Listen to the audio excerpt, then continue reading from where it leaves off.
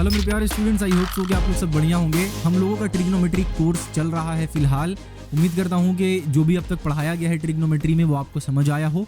याद रहे, जो चीज़ समझ में नहीं आया है ना, कमेंट सेक्शन में जाएं, जाकर वहां पे आप लिखें कि भैया मुझे ये चीज़ समझ में नहीं आया है। ठीक है, ओके। आगे बढ़ने से पहले एक बात आप लोगों को बताऊं कि जितने भी दोस्त आप लोगों के हैं क्लास 10th में माध्यमिक एग्जाम देने वाले हैं, उनको जरूर कोर्स के बारे में बताएं और खुद भी सब्सक्राइब कर लें चैनल को और अपने दोस्तों को भी सब्सक्राइब करवा लें, जिससे कि क्या होगा, हमें पता चलेगा कि जो काम हो रहा है, जो कंटेंट प्रोवाइड किया जा रहा है, उससे आप लोगों को हेल्प मिल रहा है। ओके, बढ़ते हैं आगे। आज के क्लास में हम लोग बेसिकली बात करेंगे ट्रिग्नोमेट्री टेबल के बारे में। वो जो टेबल है जिससे कि आपको डर लगता है, उस टेबल के बारे में बात करेंगे हम लोग। अगर आपने नहीं सुना है कि ट्रिग्नोमेट्रिक टेबल क्या है, थोड़ी देर में सारा कुछ क्लियर हो जाएगा आपको। उस ट्रिग्नोमेट्री टेबल के बारे में बात भी करेंगे, शॉर्ट ट्रिक भी जानेंगे कि कैसे उसको याद करना है। ठीक है, बढ़े आगे, बिल्कुल बढ़िया भैया, आगे आ जाओ। सबसे पहले ट्रिग्नोमेट्रिक टेबल को देख लेते हैं हम लोग। तो अगर हम लोग टेबल को देखें यहाँ पे, ये है क्या एक्चुअल में, ये कुछ नहीं है बल्कि देखो, कुछ स्टैंडर्ड एंगल्स का वैल्यू हमें पहले से मालूम है। ठीक है ना, कुछ स्टैंडर्ड एंगल्स है जिसका वैल्यू हमें पहले से मालूम है। यानी कि अगर आपको दिया रहे साइन 30 डिग्री, तो आप झटाक से बोलोगे कि साइन 30 डिग्री का जो वैल्यू है ना भैया, वो 1/2 होता है। ठीक है, मैटर ही नहीं करता है, आपको कुछ सोचना ही समझना नहीं है कि ट्राइंगल कैसा होगा, उसमें क्या हाइपोटेन्यूज का लेंथ होगा, क्या परपेंडिकुलर का लेंथ होगा, ये सब कुछ आपको सोचना नहीं पड़ेगा। जस्ट अगर आपने देख लिया कि 30 डिग्री है, तो इसका मतलब एकदम ये बात श्योर हो गया है कि साइन 30 अगर है तो वो 1/2 ही होगा हर हाल में। ठीक है ना, तो यहाँ पे हमें ट्रिग्नोमेट्रिक टेबल बहुत हेल्प करेगा। आगे जब हम लोग अभी आगे पढ़ेंगे, आगे क्वेश्चंस को सॉल्व करेंगे, वहां पे हम लोगों को ये स्टैंडर्ड एंगल्स है 0 डिग्री, 30 डिग्री, 45 डिग्री, 60 डिग्री या 90 डिग्री हमारा स्टैंडर्ड एंगल्स है जिसका वैल्यू हमें पहले से पता है। बस उसी को एक टेबल के फॉर्मेट में लिखा गया है, जिसको हम लोग यहाँ पे ट्रिग्नोमेट्रिक टेबल कह रहे हैं। ठीक है, समझ गए ना? हाँ भैया समझ गए। ठीक है, तो अब यहाँ पे अगर आप देखो तो क्या लिखा है टेबल में, साइन थीटा, और यहाँ पे है एंगल्स। इस वाले लाइन में अगर आप देखो तो एंगल्स है, और इस वाले लाइन में ट्रिग्नोमेट्रिक रेशियोज है। यहाँ पे साइन थीटा है और यहाँ पे 0 है, तो इसका मतलब क्या हो गया, साइन ऑफ एंगल 0। यहाँ पे साइन थीटा है, यहाँ पे 30 है, तो साइन ऑफ एंगल 30। यहाँ पे साइन थीटा है, यहाँ पे एंगल 45 है, तो साइन ऑफ एंगल 45। इस तरीके से समझना है आपको। ठीक है, तो यहाँ पे अगर आप देखो तो साइन 0 क्या लिखा हुआ है, sine 0 degree is equals to क्या है भाई, sine 0 degree is equals to 0 है। ठीक है, इसी तरीके से अगर आप देखो तो sine 30 degree is equals to क्या है, sine 30 degree is equals to है हाफ, तो यहाँ पे 1/2 लिख देते हैं। अगर आप देखो साइन 45 डिग्री क्या है, तो साइन 45 डिग्री हमारा यहाँ पे दे रखा है 1। ओके भैया, क्या इसको कैसे याद करेंगे, कुछ समझ नहीं आ रहा है, ये इतना सारा वैल्यू कैसे याद करेंगे? तो देखो यहाँ पे इतना सारा वैल्यू नहीं है, बहुत कम वैल्यू है। मैं अभी आपको इसका शॉर्ट ट्रिक बताता हूँ कि किस तरीके से आपको याद करना है। ठीक है, तो स्टार्ट करते हैं, शॉर्ट ट्रिक समझ लेते हैं हम लोग। देखो, ये हमारा है 0 डिग्री। ओके, ये हमारा है 0 के बाद क्या दिया हुआ था स्टैंडर्ड एंगल्स में, 30 डिग्री। उसके बाद हमारा था 45 डिग्री, उसके बाद हमारा है 60 डिग्री, एंड एट लास्ट हमारा है 90 डिग्री। ठीक है, अब सबसे पहले आपको क्या करना है, सबसे पहले आपको 0 से स्टार्ट करना है। 0, 1, 2, 3 और 4 इस तरीके से लिख देना है। ठीक है, उसके बाद सबको 4 से कर देना है डिवाइड, जितना भी है सबको 4 से आप कर दें डिवाइड। कर दिया हमने 4 से डिवाइड, हाँ ओके। अब इन सबको आप कर दे रूट। ओके, वापिस से मैं भी रिपीट करूंगा, टेंशन नहीं है। अब इसका वैल्यू लिख दे, इसको क्या होगा, 0 कुछ भी लिख दे 0 ही आएगा। ठीक है, 1 का रूट 1 ही होगा, 4 का रूट हो जाएगा 2, यानी कि 1/2। यहाँ पे 2 का रूट क्या हो जाएगा, रूट 2 ही रहेगा। नीचे में अगर हम लोग देखें तो 4 क्या हो जाएगा 2, यानी कि ओवरऑल क्या है, रूट 2/2। 2 का मतलब क्या होता है, 2 का मतलब होता है आपका ये जो रूट 2 है, 2 का मतलब हो गया रूट 2 इंटू रूट 2। रूट 2 को रूट 2 से मल्टीप्लाई करेंगे तो 2 आ जाएगा। इस तरीके से देखें तो ये रूट 2 ये रूट 2 कट गया, बच गया 1/2। तो इसका वैल्यू क्या हो गया हमारा, 1/2। इसका वैल्यू अगर देखें तो 3/4 है, तो 3 क्या हो गया, रूट 3, 4 क्या हो गया 2, यानी कि रूट 3/2। उसके बाद हमारा है 4/4 यानी कि 1, रूट 1 क्या होता है, 1 होता है। अगर आप ध्यान से देखें तो ये वो वैल्यू है जो कि साइन का था, याद है आपको, साइन का यही वैल्यू था। यानी कि अगर यहाँ पे मैं लिख दूं इस तरफ में साइन, तो साइन का, साइन थीटा अगर मैं लिख दूं तो यही वैल्यू था। साइन 0 का वैल्यू 0 था, साइन 30 का वैल्यू हाफ था, साइन 45 का वैल्यू क्या था, 1/2 था, और साइन 60 का वैल्यू क्या था हमारा, रूट 3/2 था, और साइन 90 का वैल्यू 1 था। देख लें आप टेबल में क्या है, 0 है, 1/2 है, इसको इरेज कर देते हैं, 0 है, 1/2 है, 1/√2 है, उसके बाद आपका √3/2 है, उसके बाद 1 है। एग्जैक्टली यहाँ पे भी वही चीज़ है, 0 है, 1/2 है, 1/√2 है, √3/2 और 1 है।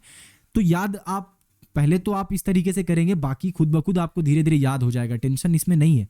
लेकिन स्टार्टिंग में कैसे याद रखना ये समझें कि आपको जस्ट 0 से स्टार्ट करना है और लिखते जाना है। तो 0 1 2 3 4 इस तरीके से आपको लिख देना है, 0 डिग्री के नीचे 0 लिख देना है और उसके बाद 1 2 3 4 करके आपको लिखते जाना है, ठीक है। तो अगर हम लोग यहाँ पे टेबल बनाना चाहें, ठीक है ना, तो मान लेते हैं कि अगर हम लोगों को एग्जैक्ट टेबल बनाना है तो कैसे बनाएंगे। मैं एक काम करता हूँ, एक नया स्लाइड ले लेता हूँ यहाँ पे और इस वाले टेबल को मैं कर लेता हूँ यहाँ से सिलेक्ट, ओके। इसको कॉपी कर लेता हूँ और यहाँ पे कोशिश करते हैं इसको पेस्ट कर देने का।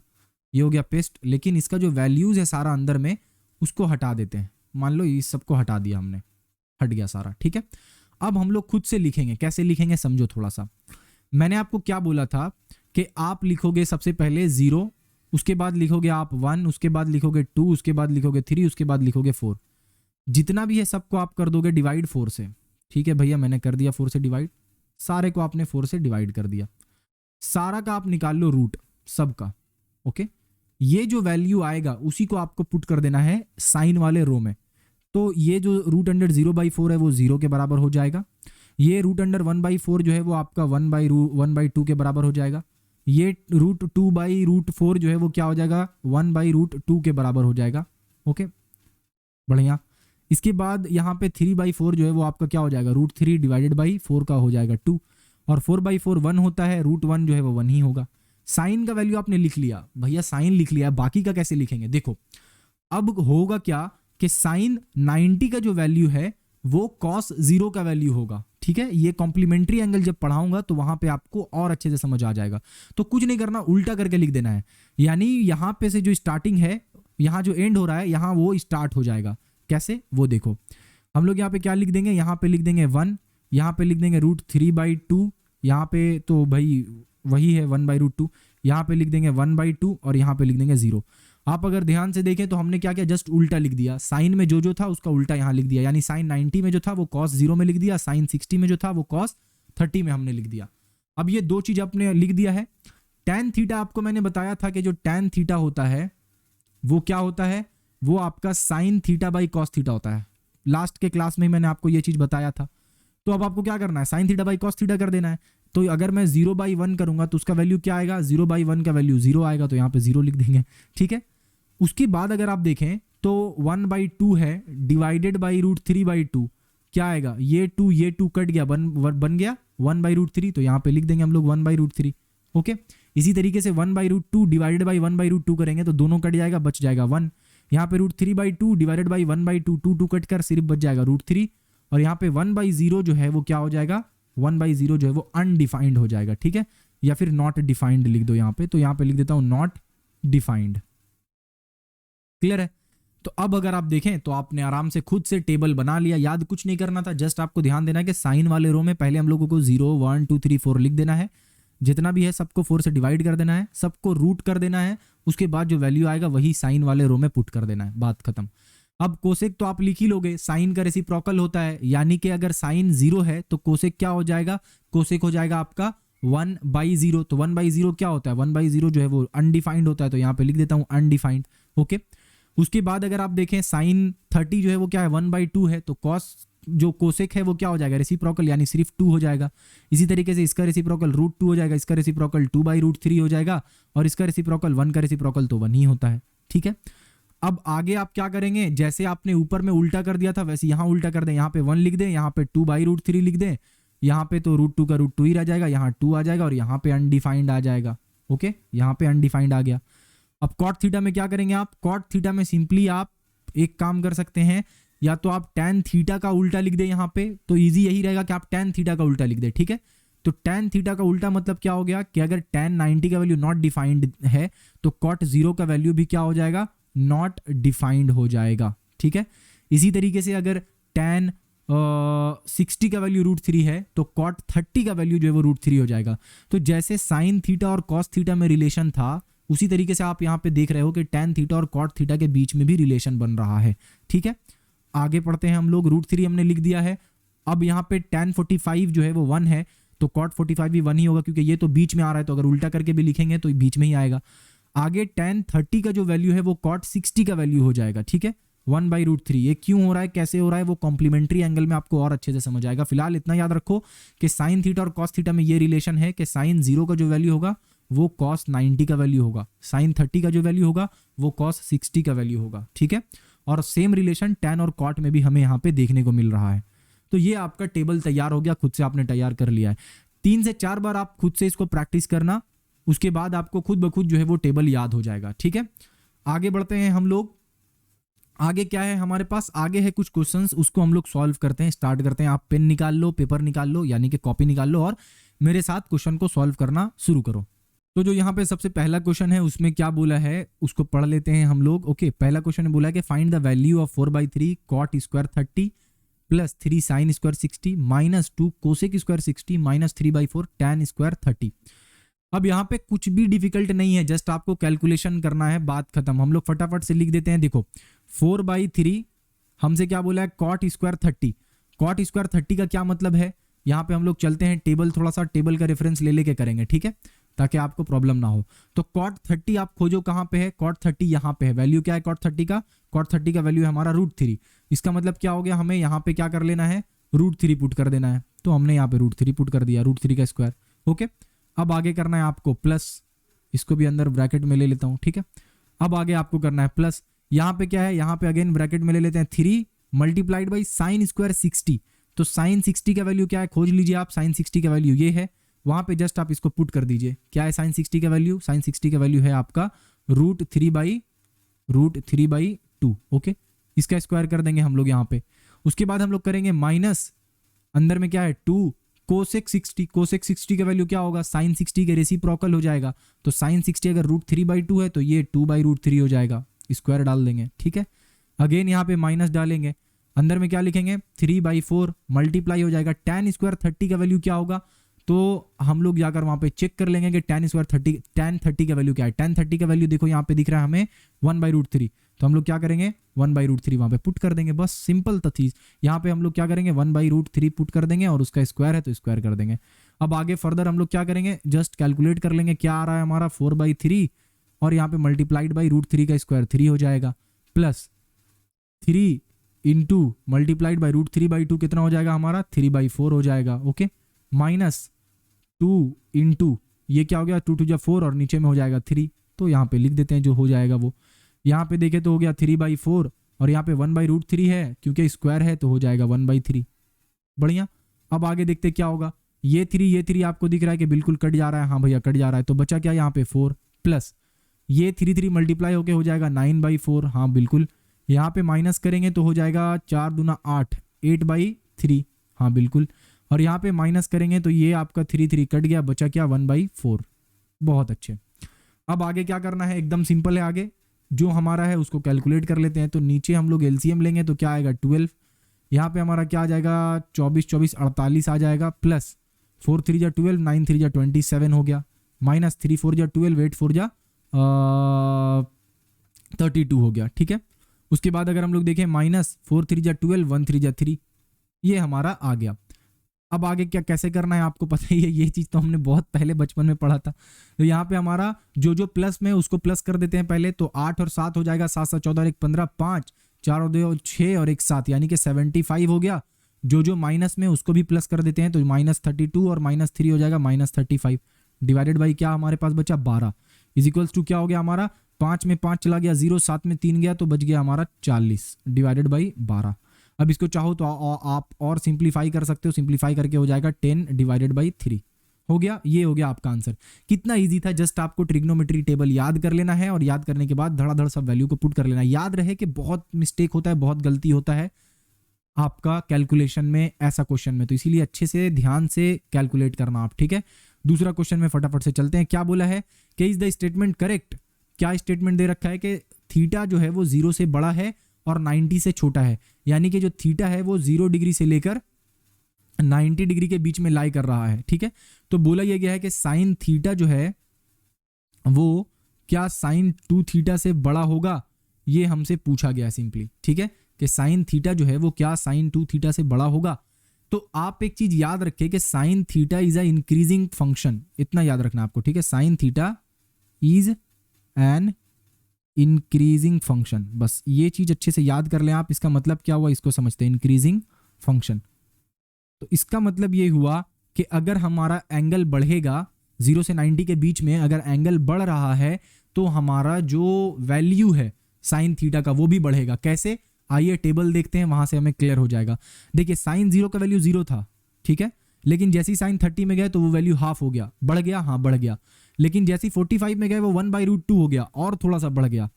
और आगे जब गए 60 में तो वो √3/2 हो गया, थोड़ा सा और बढ़ गया, ठीक है। उसके बाद जब हम लोग साइन 90 में गए तो वो पूरा का पूरा 1 हो गया। तो यहाँ पे आपको क्या दिख रहा है कि साइन थीटा का वैल्यू जो है वो बढ़ता जा रहा है जब एंगल बढ़ रहा है तो, ठीक है। तो उस हिसाब से अगर हम लोग देखें तो साइन थीटा का जो वैल्यू है वो ज्यादा होगा या कम होगा साइन 2 थीटा से। तो साइन 2 थीटा जो है वो एंगल, बड़ा एंगल है यहाँ पे, और साइन थीटा जो है वो क्या है, हमारा छोटा एंगल है, राइट। तो इसका मतलब क्या हो गया, इसका मतलब ये हो गया हमारा कि साइन थीटा जो है वो ग्रेटर देन साइन 2 थीटा, जो स्टेटमेंट लिखा है वो क्या है हमारा, करेक्ट नहीं है। ओके, सही चीज क्या है, सही चीज ये है कि जो साइन 2 थीटा होगा वो बड़ा होगा किससे, साइन थीटा से। आप चाहें तो कोई एंगल भी रख कर देख सकते हैं। अगर अब मैं यहाँ पे लिखूँ साइन 2 थीटा की जगह पे मैं लिख दूँ साइन 2 × 45, तो ये कितना हो गया, साइन 90, इसका वैल्यू क्या होता है 1। वहीं पे अगर मैं साइन 45 लिखूँ, क्योंकि थीटा की जगह मैंने 45 पुट किया है, तो साइन 45 लिखूँ, इसका वैल्यू क्या होता है, इसका वैल्यू होता है 1/√2। तो कौन बड़ा है, साइन 2 × 45 बड़ा है या साइन 45 बड़ा है? ऑब्वियसली साइन 2 × 45 बड़ा है। तो इस तरीके से आप देख कर कह सकते हैं कि ये जो स्टेटमेंट है वो करेक्ट नहीं है। ओके, इनकरेक्ट स्टेटमेंट है। आगे चलते हैं हम लोग, नेक्स्ट क्वेश्चन देख लेते हैं। क्वेश्चन क्या बोला है, maximum value of sine 3 theta क्या होगा ये बताइए। तो आपको ये ध्यान रखना है इस क्वेश्चन के लिए, ऐसा क्वेश्चन जब पूछा जाए कि जो मैक्सिमम वैल्यू होगा साइन थीटा का वो आपका 1 होगा, उससे ज़्यादा नहीं हो सकता। ओके, तो maximum value of sine 3 theta will be 1। Okay, will be 1, बात खत्म। तो 1 से ज़्यादा बड़ा नहीं हो सकता है साइन थीटा का वैल्यू। क्यों? क्योंकि देखो साइन थीटा जो होता है वो होता है हमारा परपेंडिकुलर बाई हाइपोटेन्यूज, ठीक है।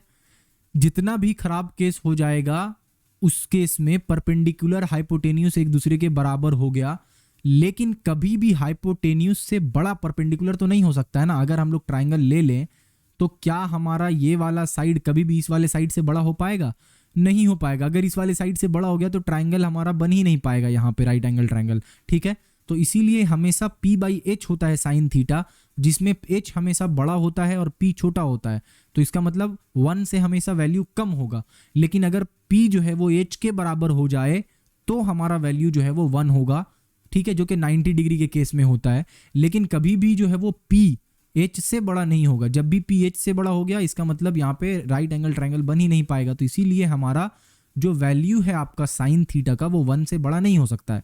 तो साइन थीटा का 1 से बड़ा नहीं हो सकता है, तो साइन थीटा 3 थीटा का वैल्यू भी 1 से बड़ा नहीं हो सकता। इसीलिए मैक्सिमम वैल्यू कितना हो रहा है हमारा, मैक्सिमम वैल्यू हो रहा है 1। ओके, अगले सवाल की तरफ बढ़ते हैं। अगले सवाल में क्या बोला गया है कि find the value of 5 cos square π/3, 4 sec square π/6 और tan स्क्वायर π/4। देखो यहाँ पे π/3, π/6, π/4 है, ये सर्कुलर सिस्टम में दिया हुआ है। पहले लेक्चर में हम लोगों ने यानी कि concept of measurement of angle में हम लोग ऑलरेडी पढ़ रखा है कि कैसे हम लोगों को कन्वर्ट करना है सर्कुलर सिस्टम वाले वैल्यू को किस सिस्टम में, सेक्साडेसिमल में। ओके, यहाँ पे हम फटाफट से मैं लिख देता हूँ। देखो π/3 जो होता है वो होता है आपका 60 डिग्री। ओके, इसके अलावा π/6 जो होगा वो आपका होगा 30 डिग्री, ठीक है। और π/4 जो होगा वो आपका होगा 45 डिग्री, ठीक है। बढ़िया, कैसे कन्वर्ट हो रहा है आपको मैंने बता ही दिया है पहले, सबसे पहला वाले लेक्चर में, तो आप इसको कन्वर्ट करके देख सकते हो।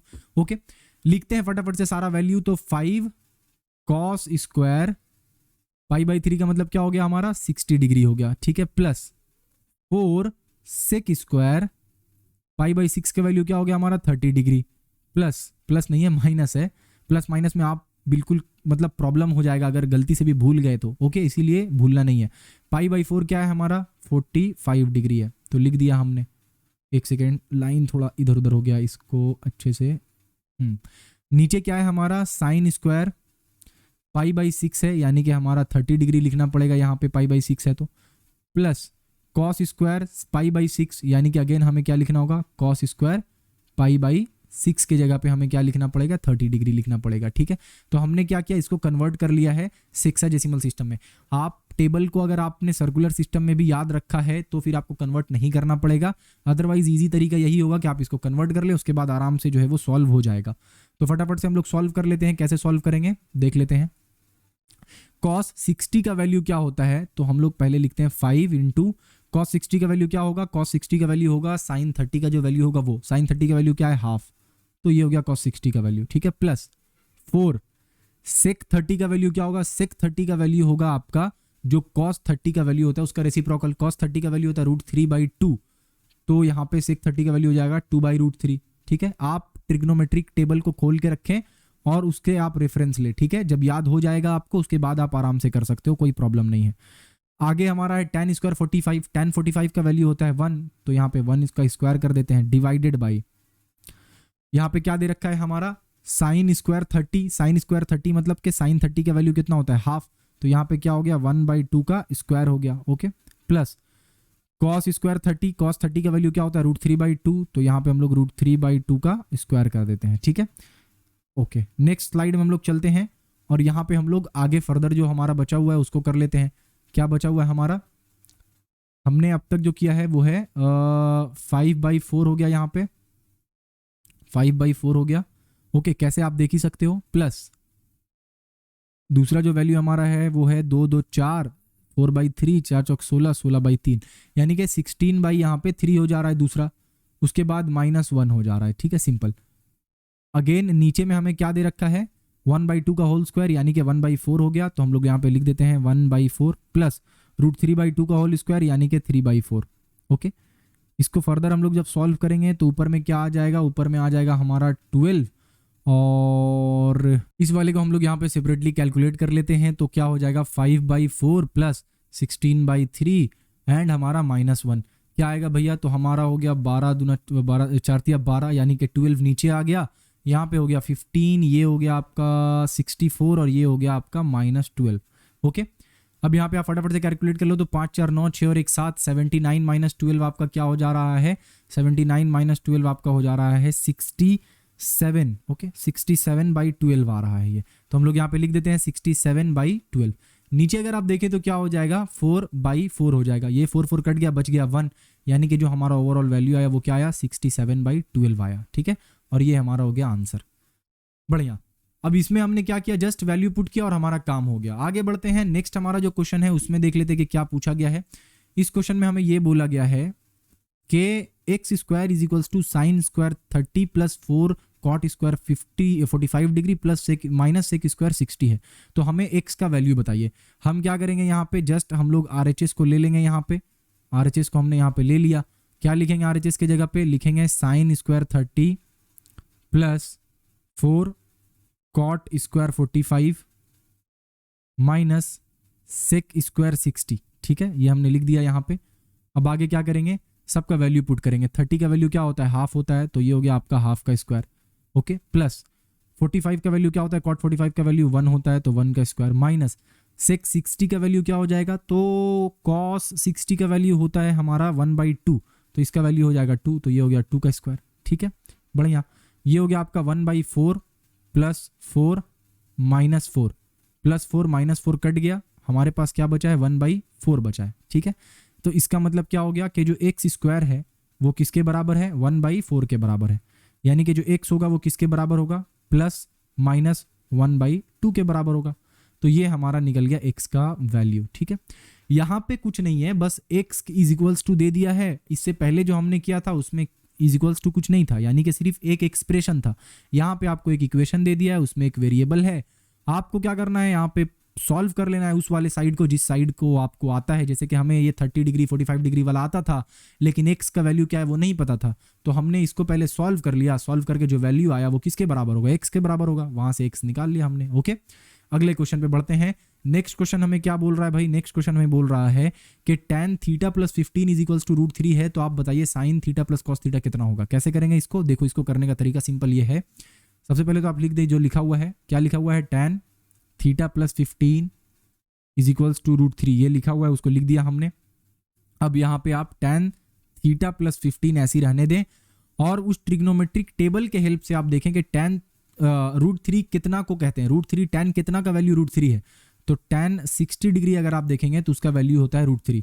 जब कभी भी ऐसा केस आ जाए कि tan A is equals to tan B, tan A is equals to tan B, तो आपको समझ जाना है कि A is equals to B होगा। सिर्फ tan के केस में ही नहीं बल्कि कोई भी ट्रिग्नोमेट्रिक रेशियोज के केस में अगर आपका मान लेते हैं sin A is equals to sin B हो गया है तो इसका मतलब A is equals to B है, cos A is equals to cos B हो गया है तो इसका मतलब A is equals to B है। तो उसी कंक्लूजन को लेकर अगर हम लोग यहाँ पे आए तो क्या हो जाएगा हमारा, theta plus 15 is equals to हमारा हो जाएगा 60। ठीक है, यहाँ से आप थीटा इजीली निकालेंगे तो आपको पता चलेगा कि थीटा कुछ नहीं बल्कि 45 डिग्री है। थीटा आपका पता चल गया है। अब आपको क्या करना है, अब आपको ये वाला चीज यहाँ पे लेकर आना है, sign theta plus cos theta आप पुट कर दें। साइन थीटा के जगह पे क्या पुट करेंगे भैया, तो साइन 45 पुट करेंगे। कॉस थीटा की जगह पे क्या पुट करेंगे हम लोग, कॉस 45 पुट करेंगे। हमारा वैल्यू क्या आ गया, ये आ गया 1 + 1, 1 + 1 कितना होता है जल्दी बताओ, 2 होता है। ये हमारा निकल गया आंसर। ठीक है, यहाँ पे एक कॉन्सेप्ट याद रखना था आपको जो कि मैंने आपको बता दिया कि अगर कोई रेशियो एक दूसरे के बराबर हो जाए तो एंगल भी बराबर होगा। यानी sine A is equals to sine B हो गया तो A + A is equals to B हो जाएगा। कॉस A अगर कॉस B के बराबर है तो A और B दोनों बराबर है। इसी तरीके से tan A tan B के बराबर है तो हमारा A और B दोनों बराबर है। ठीक है, अब बढ़ते हैं आगे। इस क्वेश्चन में क्या बोला है कि is the statement correct. Statement क्या है कि साइन 30 + 60 डिग्री जो है वो ग्रेटर देन साइन 90 है। देख लेते हैं, 30 का मतलब 1/2 और साइन 60 का मतलब √3/2। दोनों को जब कैलकुलेट करेंगे तो वैल्यू क्या आ जाएगा हमारा 2, 1 + √3। √3 का वैल्यू आप याद कर लें क्या होता है, 1.73 के आसपास होता है। ठीक है ना, डिवाइडेड बाई 2 अगर करेंगे तो क्या आ गया हमारा 2.73 डिवाइडेड बाई 2 आ रहा है। ठीक है, वहीं पे अगर हम लोग इस वाले को देखें तो ये क्या हो रहा है हमारा, ये हो जा रहा है 1। साइन 90 का वैल्यू 1 है। इस वाले का वैल्यू तो हम लोगों को पता है कि 1 से बड़ा होगा, तो इसका मतलब स्टेटमेंट करेक्ट है। यस, स्टेटमेंट हमारा करेक्ट है। ओके, यस करेक्ट है। ओके, ये ट्रू फॉल्स में ऐसा क्वेश्चन आएगा। अगले क्वेश्चन को देखते हैं क्या बोला जा रहा है। अगले क्वेश्चन में बोला जा रहा है कि if the ratio of length of shadow of a tower and height of the tower is √3/1। कहने का मतलब ये है कि मान लेते हैं हमारे पास एक टावर है, उसका एक शैडो बन रहा है, किसके कारण, सूरज के कारण। ठीक है, तो ये सूरज है, इस सूरज के कारण इस यहाँ पे अगर मान लो किरण पड़ रहा है तो उसका एक शैडो बनेगा जमीन पे, ये हमारा शैडो हो गया। ओके, तो ये आपका जो शैडो बना, हम लोग क्या करेंगे, इस लाइन को जब ज्वाइंट करेंगे, इस लाइन को जब ज्वाइंट करेंगे तो ये जो एंगल बनेगा, ये एंगल हमें बताएगा कि ये जो सूरज है उसका एंगल ऑफ एलिवेशन कितना है। ठीक है ना, ये एंगल हमें बताएगा कि ये जो सूरज है उसका एंगल ऑफ एलिवेशन है कितना। ये एंगल ऑफ एलिवेशन, डिप्रेशन, ये सब क्या है, ये मैं आपको एग्जैक्टली एक्सप्लेन करूंगा अच्छे से जब हम लोग हाइट एंड डिस्टेंस वाला चैप्टर स्टार्ट करेंगे तब।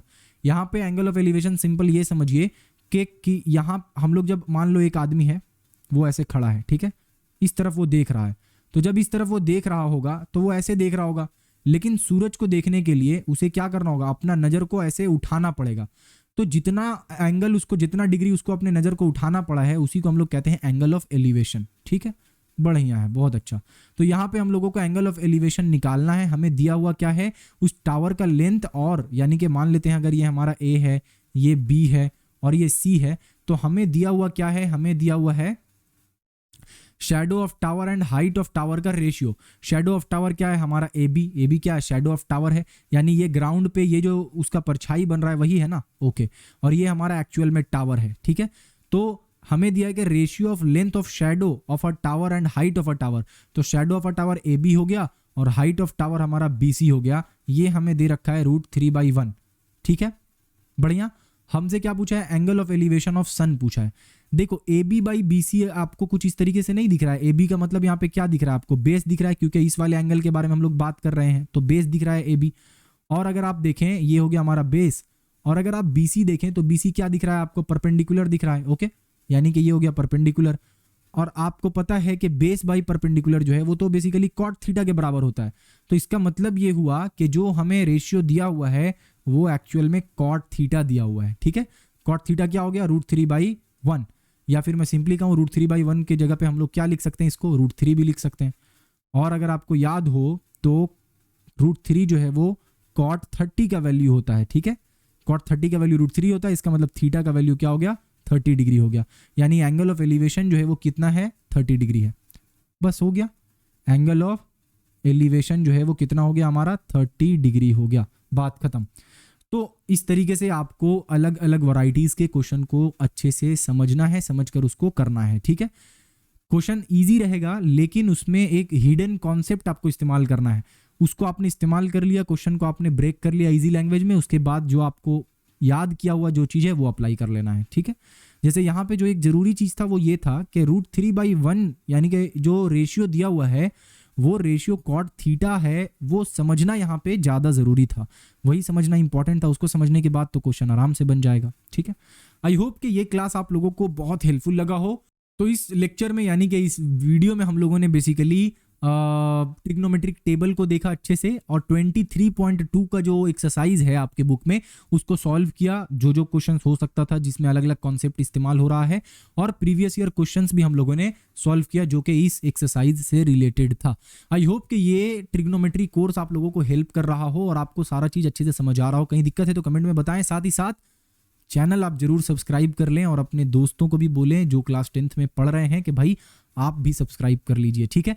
इसी के साथ मिलते हैं नेक्स्ट क्लास में, तब तक के लिए जाकर ऐप से DPP डाउनलोड कर लें और नोट्स भी डाउनलोड कर लें, ठीक है। कोशिश करूंगा कि ऐप का लिंक मैं डिस्क्रिप्शन में दे दूं। अगर आपने ऐप डाउनलोड नहीं कर रखा है कॉन्सेप्टेरा तो वहां से आप प्ले स्टोर से आकर डाउनलोड कर लें, और अगर आपने डाउनलोड कर रखा है तो जस्ट ऐप खोलें और खोलकर नोट्स और DPP डाउनलोड कर लें आप, ठीक है। मिलते हैं नेक्स्ट क्लास में, अपना ख्याल रखें, थैंक यू।